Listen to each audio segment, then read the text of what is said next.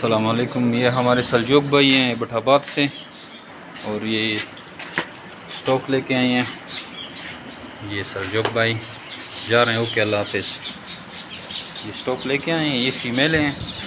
1 2 3 4 5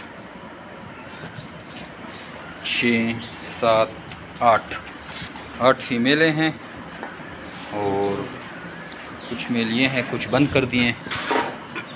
8 pair हैं और बाकी भी कुछ एक्स्ट्रा मेल भी हैं और अल्हम्दुलिल्लाह इनका बड़ा ज़बरदस्त बिल बना है। हमारे साथ इनका एग्रीमेंट चल रहा है काफ़ी टाइम से और बड़े ज़बरदस्त तरीके से चला रहे हैं। यही है, बठाबाद से हैं। तो आप भी इस तरह का एग्रीमेंट कर सकते हैं। थोड़े से पैसों से स्टार्ट करके अपना फार्म डेवलप करें और फिर इस तरह का पेयर ला के अपने कारोबार जो है उससे मुनाफा हासिल करें। जो मेरे बिट फार्म पाकिस्तान और एशिया की सबसे बड़ी कंपनी है जो कि इस तरह के एग्रीमेंट पे काम करती है। आपको खरगोश देकर 25 साल तक इनके बच्चे वापस ख़रीदने का आपसे एग्रीमेंट करती है।